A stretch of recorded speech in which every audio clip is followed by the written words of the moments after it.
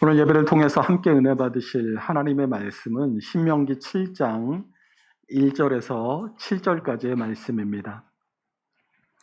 구약성경 272페이지 신명기 7장 1절에서 7절까지의 말씀을 우리 한 목소리로 함께 읽겠습니다. 내 하나님 여호와께서 너를 인도하사 내가 가서 차지할 땅으로 들이시고 내 앞에서 여러 민족, 헷 족속과 기르가스 족속과 아모리 족속과 가나안 족속과 브리스 족속과 히위 족속과 여부스 족속, 곧 너보다 많고 힘이 센 7 족속을 쫓아내실 때에 내 하나님 여호와께서 그들을 내게 넘겨 내게 치게 하시리니 그때 너는 그들을 진멸할 것이라.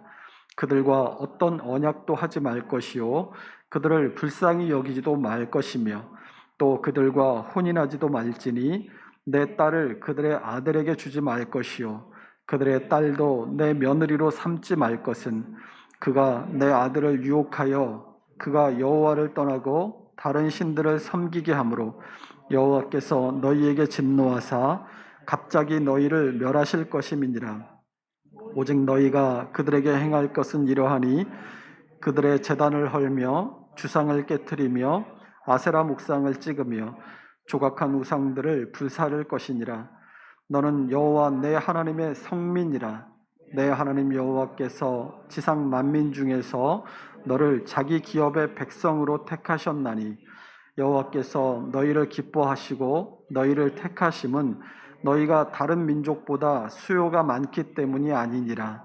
너희는 오히려 모든 민족 중에 가장 적으니라. 아멘.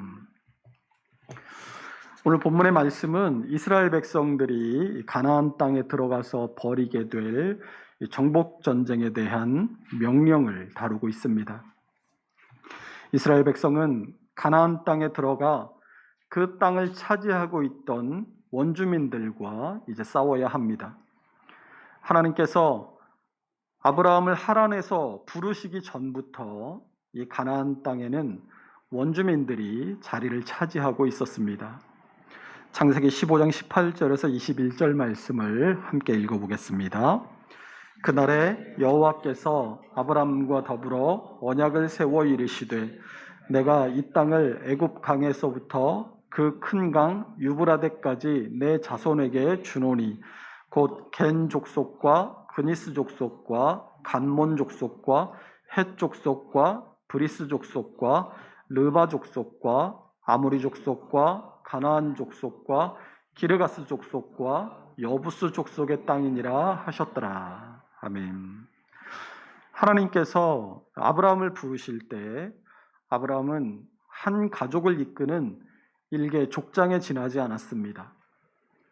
그러나 창세기 14장에 보면 이미 가나안에는 소돔 왕과 고모라 왕의 전쟁이 있었다라는 기록이 있을 정도로 가나안 땅은 이미 여러 민족과 나라가 그곳에 이미 자리 잡고 있었음을 알 수 있습니다.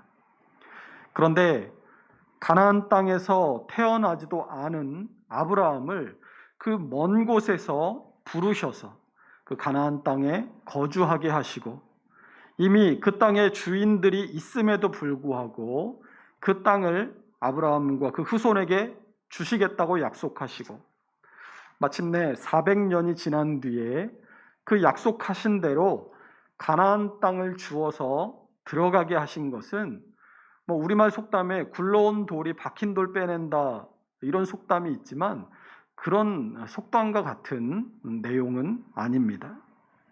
오늘 본문을 보면 이 가나안의 원주민인 7 족속을 칠 때 어떻게 하라고 명령하시죠? 본문 2절 중간부터 보십시오. 그때에 너는 그들을 진멸할 것이라.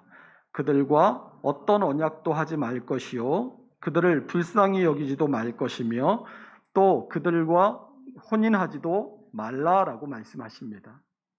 그리고 5절을 보시면 함께 읽습니다.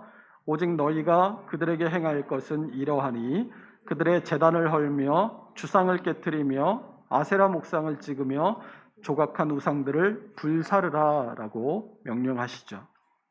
한마디로 말하면 싹 쓸어버려라 라는 명령입니다. 2절에 너는 그들을 진멸할 것이라 라는 이 진멸 명령을 히브리어로는 헤렘이라고 하는데, 이 고대에 보통 전쟁이 나면 각 나라의 군인들과 군인들이 나와서 서로 싸우고, 이 군인들끼리의 전쟁에서 지게 되면 조약을 맺고 조공을 바치는 것이 일반적이었습니다. 전쟁이 났다고 해서 아무런 죄가 없는 민간인들까지 죽이고 또 씨를 말리는 경우가 별로 없었다는 것이죠. 요즘 말로 돈이 돈을 번다라는 말이 있지 않습니까? 민간인들을 살려두되 저항할 힘들은 다 빼앗고, 농사와 목축을 통해서 이 피정복민들이 생산한 것들을 조공으로 거두어가는 것이 노동력을 따로 들일 필요도 없이 손쉽게 재화를 취득할 수 있는 방법이었기 때문입니다.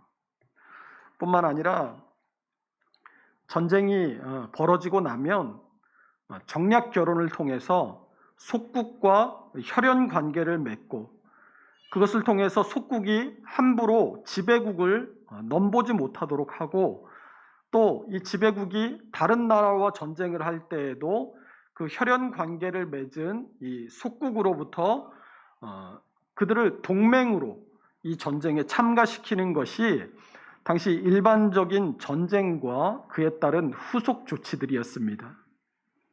신명기 20장에도 이스라엘이 적군과 싸우려 할 때에는 어떻게 해야 하는가 하는 이 전쟁에 대한 율법의 규정이 나와 있습니다. 우리 신명기 20장 10절에서 14절의 말씀을 함께 읽어보겠습니다. 내가 어떤 성읍으로 나아가서 치려할 때에는 그 성읍에 먼저 화평을 선언하라.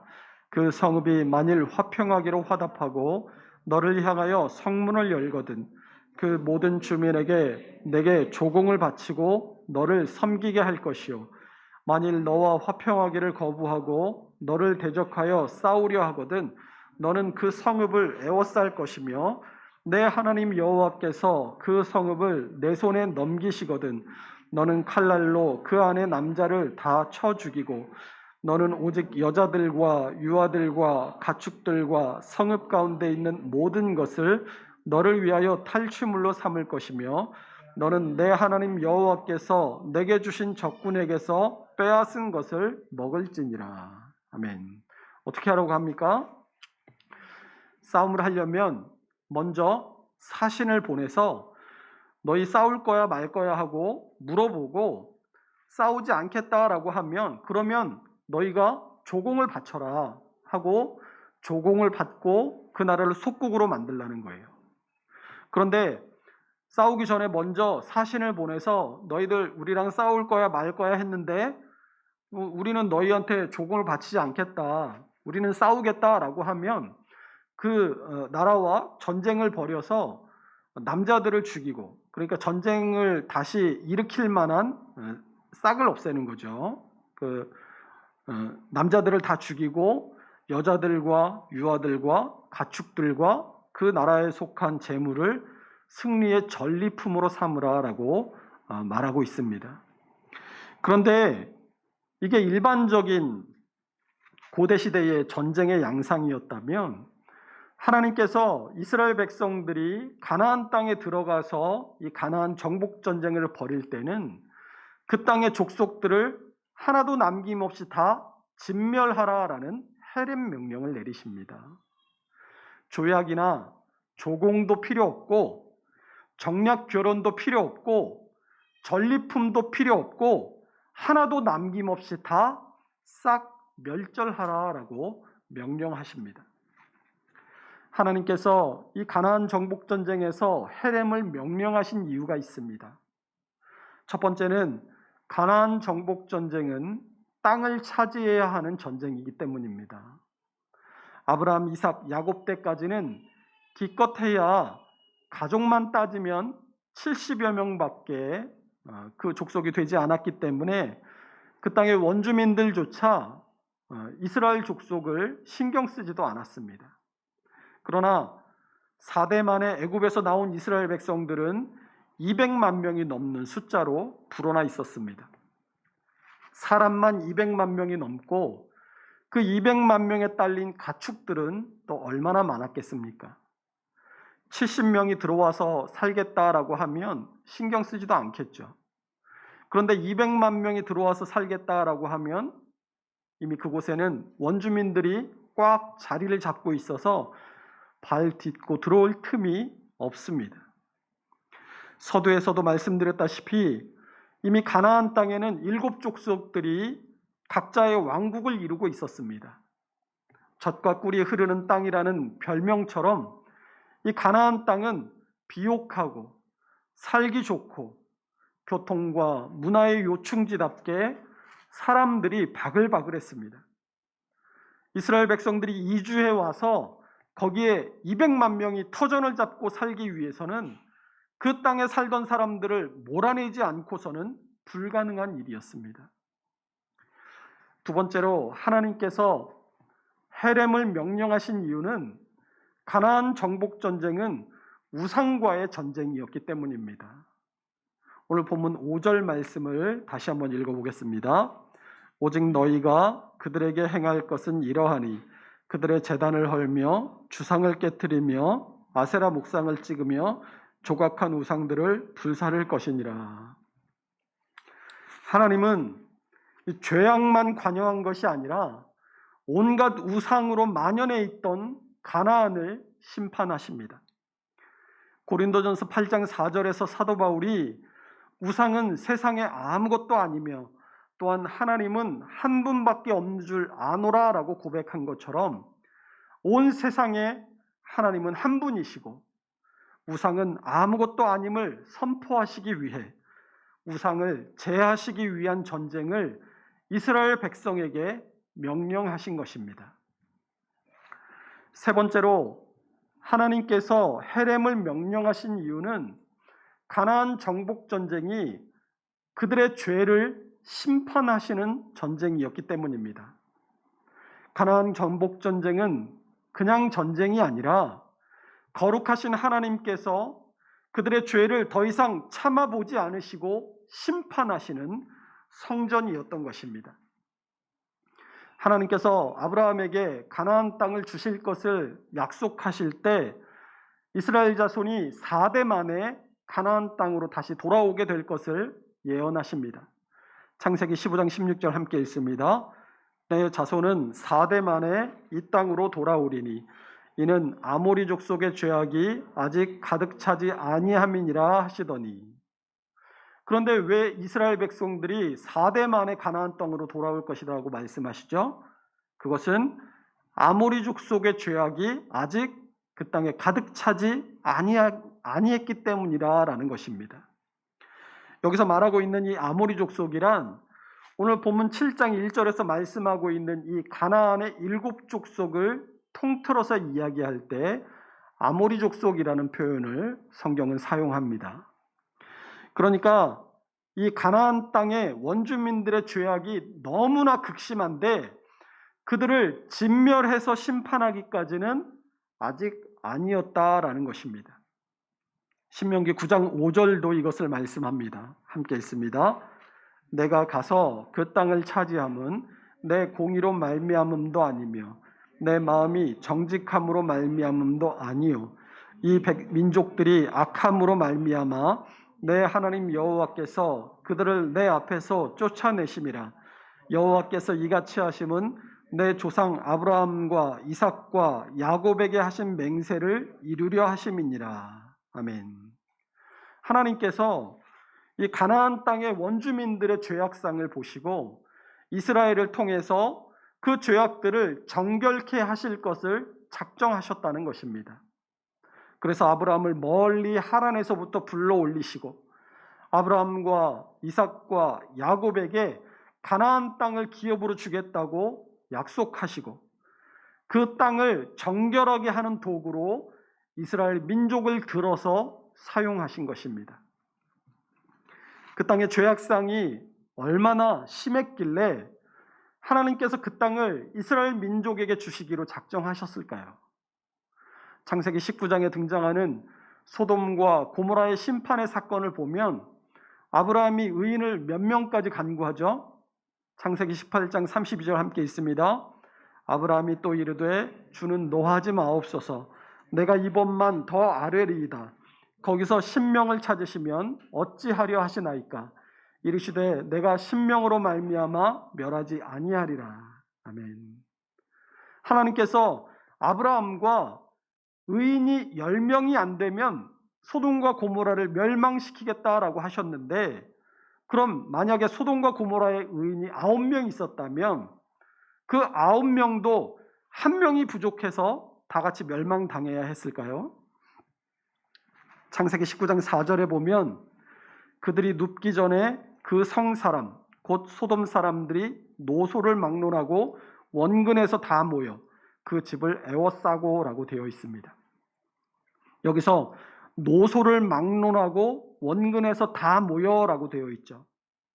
그러니까 이 소돔 성 안에 살고 있던 모든 사람들이 다 어떤 사람들이라는 거예요? 다 똑같은 사람들이라는 거예요. 그 큰 성읍에 의인이 단 1명도 없었습니다. 롯과 그의 가족 말고는 하나님께서 보시기에 하나도 틀린 사람 없이 다 악한 자들이었다는 것입니다.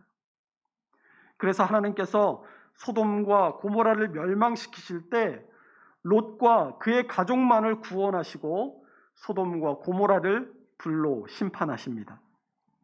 그러면 하나님께서 이 가나안의 모든 족속과 도시들을 그때 다 멸망시키셨으면 됐을 텐데 그러지 않으셨다라는 것은 무슨 뜻일까요?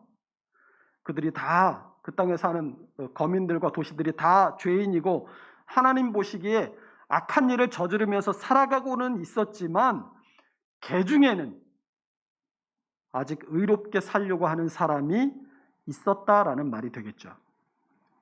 그런데 하나님께서 아브라함에게 이스라엘 백성들이 4대 만에 가나안 땅으로 돌아올 것을 예언하시죠. 여기에는 2가지 의미가 있습니다. 첫 번째는 4대가 지나면 가나안의 죄악이 더 이상 참아보지 못할 정도로 관영하게 될 것이라는 것을 하나님이 아셨다는 것이고, 둘째로는 4대가 지나면 아브라함의 후손들이 가나안을 온전히 차지할 만큼 번성하게 될 것을 아셨다는 것입니다. 잔에 물을 따라 보신 적이 있죠. 잔에 물을 따르다 보면 끝에 넘칠락 말락 할 때까지 물을 붓죠. 그러면 물이 그 컵의 그 표면을 넘자마자 바로 넘치나요? 그렇지 않죠. 컵의 물이 이렇게 장력에 의해서 동그랗게 부풀죠. 터질 듯 하다가 물을 더 부으면 장력이 부피를 이기지 못하고 갑자기 확 넘치게 됩니다. 가나안 원주민들의 죄가 이렇게 장력에 의해서 견디면서 넘칠락 말락하고 있을 때 하나님께서는 그 죄의 물이 넘칠 것을 아셨어요. 그래서 그 땅을 유일하신 하나님을 알고 섬기고 순종하는 민족으로 그 땅을 채울 것을 계획하시고 준비시키신 것입니다. 그러나 70명이 4대 만에 200만 명이 되는 일은 기적이 아니고서는 불가능한 일입니다.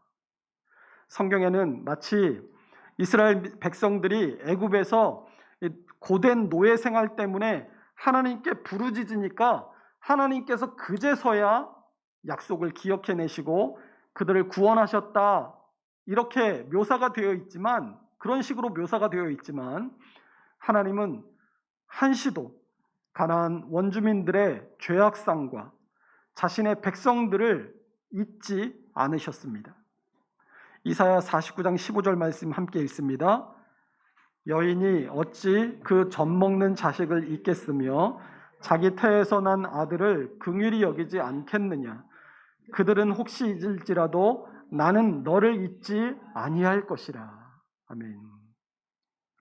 이 이사야서의 말씀처럼 하나님은 당신이 택하신 백성을 단 한순간도 잊지 않으십니다. 우리가 이 땅을 살아가면서 억울한 일을 당하고 고난 중에 괴로워할 때 마치 하나님께서 나를 잊으신 것만 같고 또 나를 지키고 보호해 주시지 않는 것 같은 마음에 하나님을 향해서 소리 지르고 원망할 때도 있지만, 그때에도 하나님은 결코 당신의 택하신 백성, 사랑하는 자녀에게서 눈을 떼지 않으시는 분이신 것입니다. 부모 자식의 혈연관계 안에서는 혹시 비정한 부모가 있어서 그것이 잊혀지는 일이 있다 할지라도 하나님께서는 택하시고 부르신 자녀를 결코 잊지 않으십니다. 우리가 그것을 믿을 때 그 믿음이 하나님 앞에서 우리의 의로움이라고 지난주의 말씀을 통해서 함께 나누지 않았습니까? 우리가 고난과 어려움 중에서 하나님이 없으신 것 같다고 의심하고 있는 그 순간에도 우리의 이성적 판단으로는 헤아릴 수 없는 방법으로 하나님은 우리를 위해 일하고 계신 줄로 믿으시기 바랍니다. 그것이 믿음이고 그 믿음을 가지고 우리가 이 땅을 살아갈 때 하나님은 우리의 그 믿음을 보시고 우리를 의롭다 하실 것입니다. 그러므로 사람의 판단과 지혜를 뛰어넘어 역사하시는 하나님은 이제 가나안 원주민들의 죄악을 자신이 택하신 이스라엘 백성을 통해서 심판하시고 그 땅에 하나님의 성민을 두어 하나님의 나라를 이루어 가십니다. 오늘 본문 6절을 보십시오. 너는 여호와 내 하나님의 성민이라 라고 말씀하십니다. 성민이란 거룩한 백성이라는 뜻입니다. 가나안 정복전쟁이 하나님 앞에서 구별된 전쟁인 것처럼 하나님의 거룩한 백성은 세상과 구별된 사람을 뜻합니다. 하나님은 우리를 창세전에 예정하시고 하나님의 때에 우리를 세상에서 불러내셔서 세상과 구별하셨습니다. 구별된 우리는 이제 세상과 같지 않고 세상과 다른 삶을 살도록 부르심을 받은 것입니다. 이것이 무엇으로의 부르심입니까? 하나님께서 우리를 부르신 그 부르심은 하나님의 말씀대로 따라 사는 삶으로의 부르심입니다. 우리가 하나님의 말씀대로 따라 사는 삶으로 부르심을 받았다라는 것은 하나님의 부르심을 받아 구별되고 거룩한 삶을 살기 위해서는 우리 안에서 헤렘이 일어나야 한다라는 것을 말하는 것입니다. 우리가 예수 그리스도를 알기 이전에 죄악과 합하여 살던 삶을 하나도 남김없이 다 깨부수고 내 안에 죄의 흔적과 여지들을 모두 불태워 없애고 옛 사람을 벗고 새 사람을 입어야 하는 것입니다. 그래서 에베소서 4장 22절에서 24절이 너희는 유혹의 욕심을 따라 썩어가는 구습을 따르는 옛 사람을 벗어버리고 오직 너희의 심령이 새롭게 되어 하나님을 따라 의와 진리의 거룩함으로 지으심을 받은 새 사람을 입으라 라고 말씀하고 있습니다. 그런데 예수 그리스도를 만나서 옛 사람을 벗어버리고 새 사람을 입은 사람들 가운데 그 의로운 예복 위에 누더기를 다시 주어 걸쳐 입는 사람들이 있습니다. 예수님께서 마태복음 22장에서 혼인잔치 비유를 말씀하실 때 임금의 잔치에 초대받은 사람들이 모두 임금이 마련해 준 예복을 입고 잔치자리에 참여합니다. 그런데 임금이 모든 사람에게 충분한 예복을 주었음에도 끝까지 임금이 준 예복을 입지 않고 자기 옷을 고집하며 잔치자리에 앉아 있었던 사람이 있었습니다. 당시 잔치에는 따로 예복을 입는 것이 관례였습니다. 그때 각자 준비한 예복을 입고 잔치에 참여하기는 하지만 예복을 마련할 수 없는 가난한 사람들은 잔치를 주관하는 주인이 예복을 준비해 주었습니다. 또 잔치를 베푼 사람이 이 마태복음 22장의 혼인잔치의 비유에 나오는 임금처럼 큰 부자인 경우에는 손님들의 예복을 모두 준비해서 나눠주었습니다. 우리 마태복음 22장 11절에서 14절을 함께 읽어보겠습니다. 임금이 손님들을 보러 들어올새 거기서 예복을 입지 않은 한 사람을 보고 이르되 친구여 어찌하여 예복을 입지 않고 여기 들어왔느냐 하니 그가 아무 말도 못하거늘 말하되 그 손발을 묶어 바깥 어두운 데에 내던지라 거기서 슬피 울며 이를 갈게 되리라 하니라. 청함을 받은 자는 많되 택함을 입은 자는 적으니라. 아멘. 이 비유의 말씀은 혼인잔치에 들어가려면 반드시 예복을 갈아입어야 한다라는 것처럼 우리가 하나님의 나라 천국에 들어가려면 예복으로 비유되는 의, 이 의를 나의 의, 자기의 의가 아니라 하나님의 의를 입어야 한다라는 것을 말해주는 것입니다. 혼인잔치에 초대받아서 그 자리에 앉아 있음에도 불구하고 여전히 자기의 의를 버리지 못하고 고집하고 그것을 끌어안고 있으면 그 자리에서 쫓겨나게 됩니다. 그런데 이 마태복음 22장 14절에 예수님의 말씀이 의미심장합니다. 청함을 받은 자는 많되 택함을 입은 자는 적으니라 라는 이 예수님의 말씀은 예수님을 믿고 하나님의 자녀가 되었음에도 여전히 죄 아래 살던 자신의 과거의 삶을 청산하지 못하고 자꾸만 과거의 누더기를 하나님께서 주신 예복 위에 덧입으려고 하는 사람들이 있다라는 것을 말해주는 겁니다.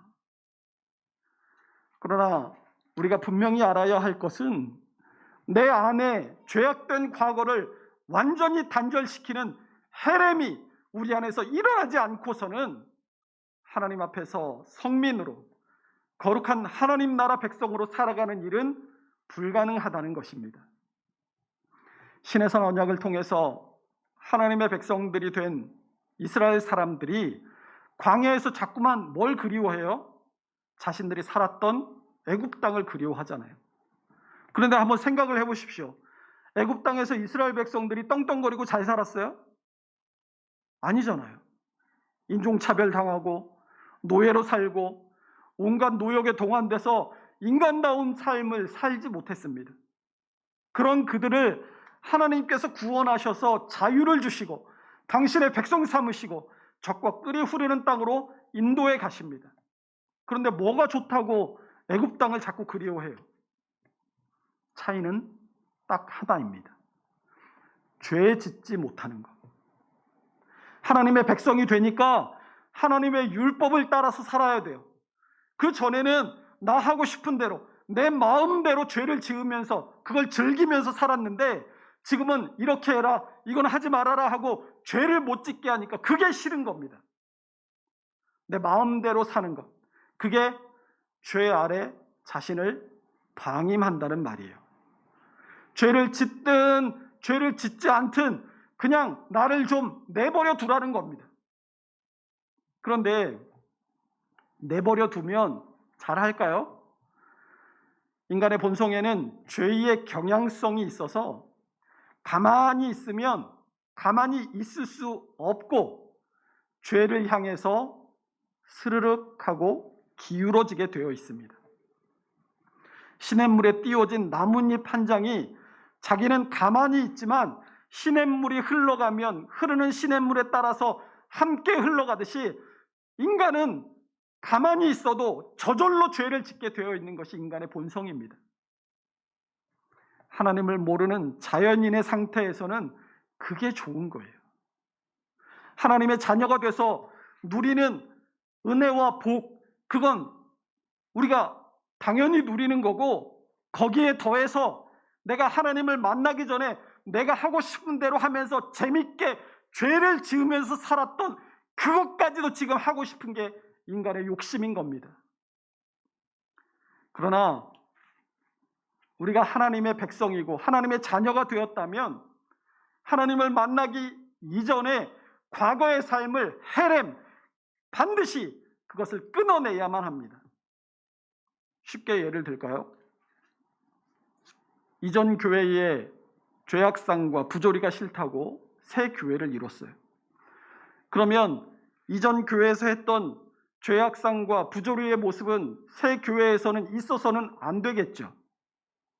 그런데 새 교회에서 받는 은혜도 좋고 평안도 좋고 이전 교회에서 했던 죄악상과 부조리도 그걸 재미로 즐기려고 하는 사람은 우리가 새 교회를 이루고 잘못된 과거를 단절해야 함에도 우리 안에 지금 헤렘이 없다는 말과 똑같은 겁니다. 구별이 없어요. 거룩함이 없어요. 하나님의 말씀대로 온전히 따라 살려는 의지가 없다는 말이에요.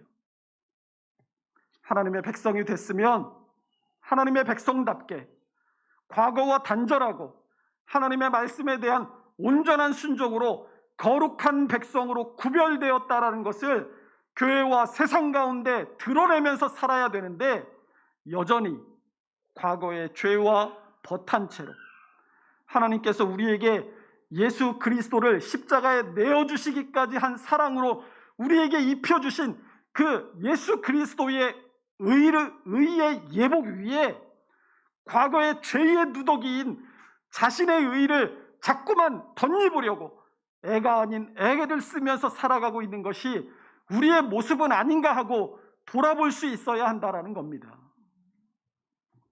그리고 내 안에 일어나야 하는 이 헤렘은 본문 5절이 우상을 불사를 것을 명령하는 것처럼 하나님이 아닌 다른 것을 내 마음 중심에 모시고 살아가는 이 우상 숭배를 끊어내는 일도 함께 일어나야 할 것을 말씀합니다.